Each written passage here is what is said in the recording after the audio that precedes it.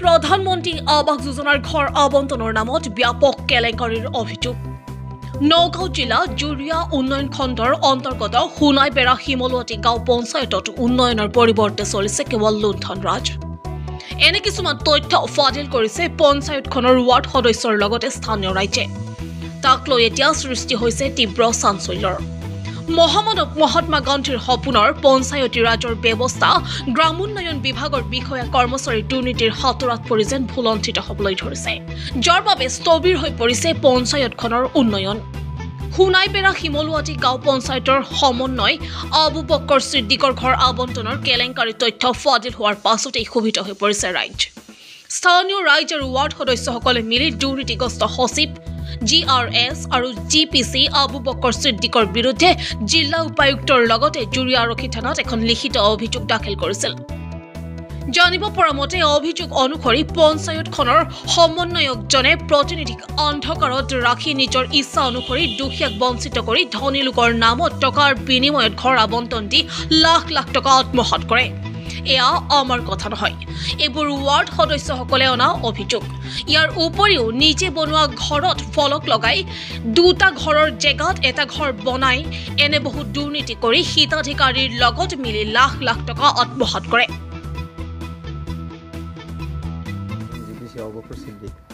তেখেতে মানে বহুত দুৰ্নীতি কৰিছে আৰু আমাৰ গাঁৱত মানুহক হয়তো বেনিফিচিয়াৰী ঘৰ দিছে, কিন্তু ঘৰ নবনোৱাকৈ বেলেগ মানুহৰ ঘৰত কিবা এটা ৰং কৰি নতুন ৰং কৰি আইডিখন লিখি ইনষ্টলমেণ্ট কমপ্লিট দি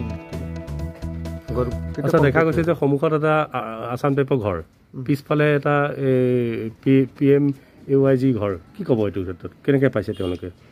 তেনেকৈ পাইছে সেইকেইটা ঘৰ মানে বেনিফিচিয়াৰী য'ত থাকে আৰু বেনিফিচিয়াৰী মানে তাৰ বাপেকৰ ঘৰ হয় এইটো। মানে তেখেতৰ আগৰ বনোৱা ঘৰকেইটাত মানে ID বনাই দিছে।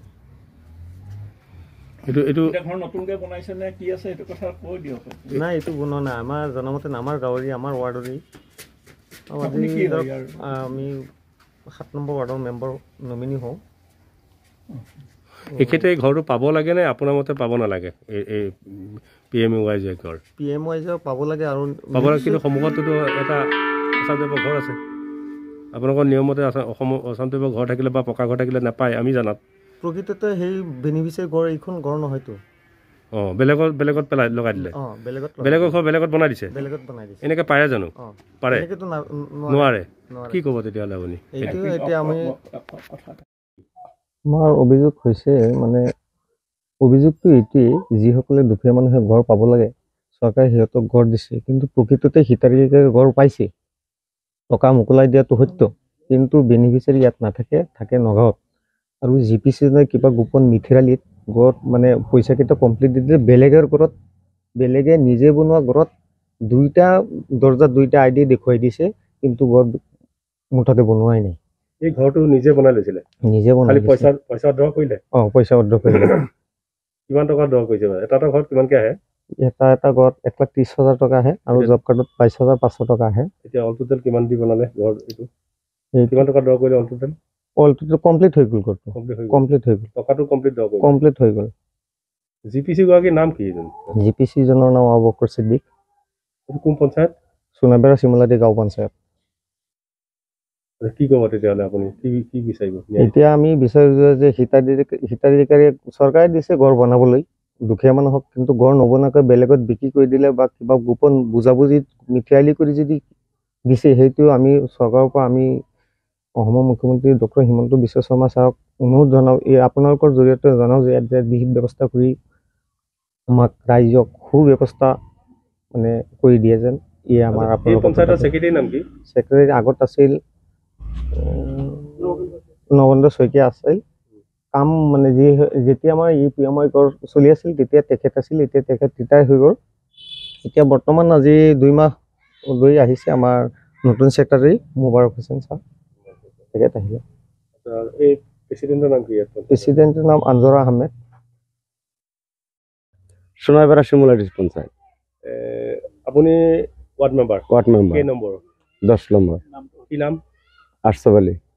কি হৈছে ঘটনাটো? কি ঘটনা মানে এখন ঘৰত দুটা ঘৰ পাইছে, বনাইছে এটা। মজুৰে বনাইছে, মজুৰে মাকে বনাই নাই। এতিয়া পইচাটো দুইজনে দ কৰিলে, দুইজনে দোৱা কৰিলে। দ কৰি দুটা ঘৰ ঠাইত এটা ঘৰ বনাইছে। এটা ঘৰ বনাইছে। কোনে দিলে এনেকে বনাই হেৰি কৰিবলৈ আদেশ নিৰ্দেশ কোনে দিলে? মানে মজিবৰে বনাইছে, মজুৰে মাকে বনাই নাই।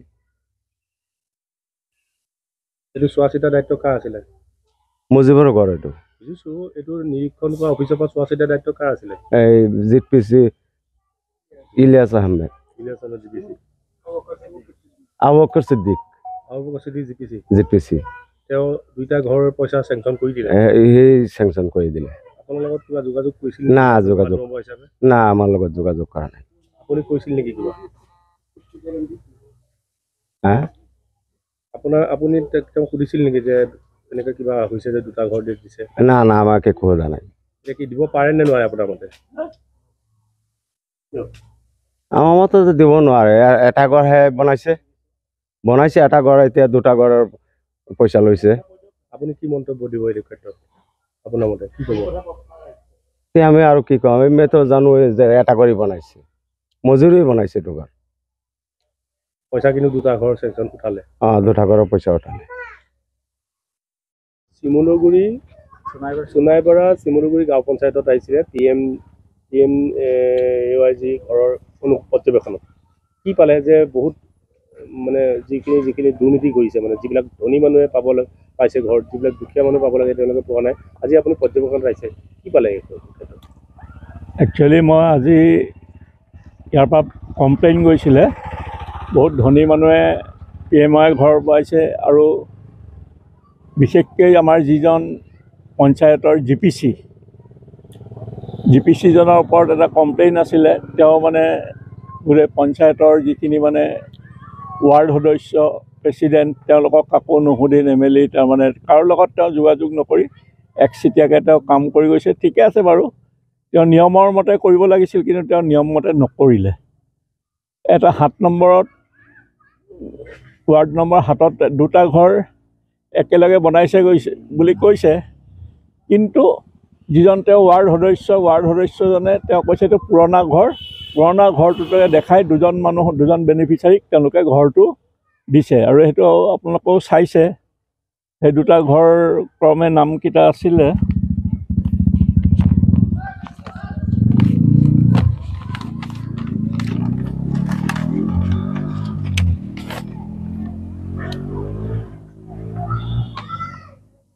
ছিদ্দিকুৰ ৰহমান আৰু নুৰ হুছেইন।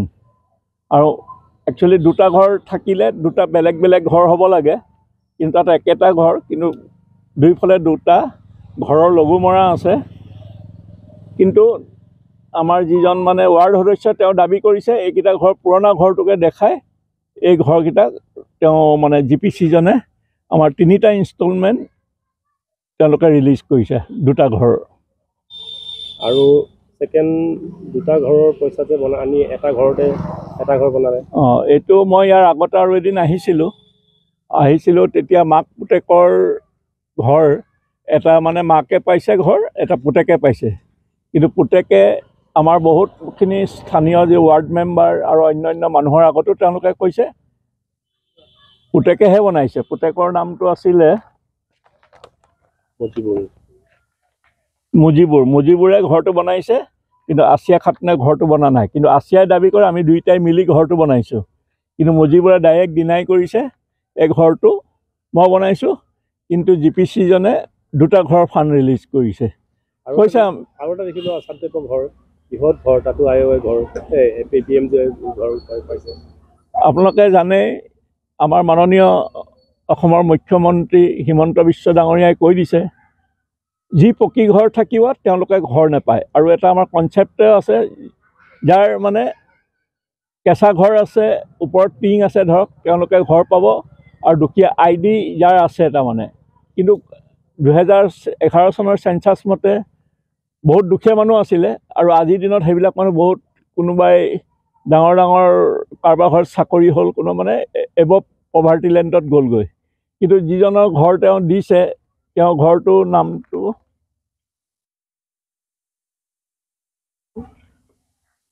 হাফিজৰ ঘৰটো কি নাম আছিলে, জিয়াবুৰ ৰহমানক জীয়া বৰুৱামানক মই আগতেও এদিন আহি চাইছোঁ, এটা বৃহৎ ধুনীয়া ঘৰ এটা মাককো দিছে, পিতেককো দিছে, আৰু তেওঁৰ এখন নিজাকৈ এখন এল্ট' গাড়ীও আছে।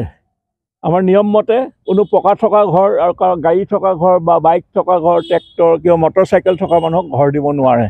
কিন্তু এই ক্ষেত্ৰত GPC-জনে এটা চৰকাৰৰ যিটো নিয়ম নীতি নামানি ঘৰবিলাকত তেওঁ মানে দিছে।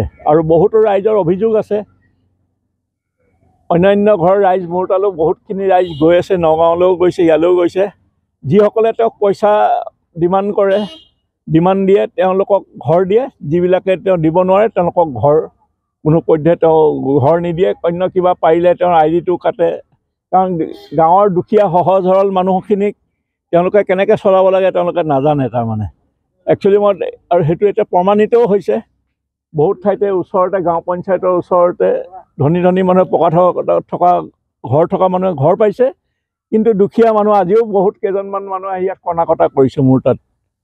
কিন্তু এইটো মই পৰিদৰ্শনহে কৰিব পাৰোঁ। মই ওপৰৰ আমাৰ DC ছাৰ হওক বা কমিশ্যনাৰ ছাৰ হওক, CO ছাৰ আছে, আৰু আমাৰ principal secretary, additional chief secretary ছাৰক মই এই কথাখিনি মই অতি সোনকালে দৃষ্টিগোচৰ কৰিম।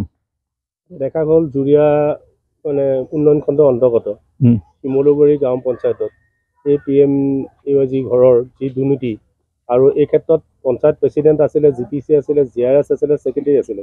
এতিয়া তেওঁলোকক কোনে এই ক্ষেত্ৰত কোনে কি কৰিলে, এই ক্ষেত্ৰত আপুনি কি ব্যৱস্থা ওপৰলৈ আপুনি লিখিব?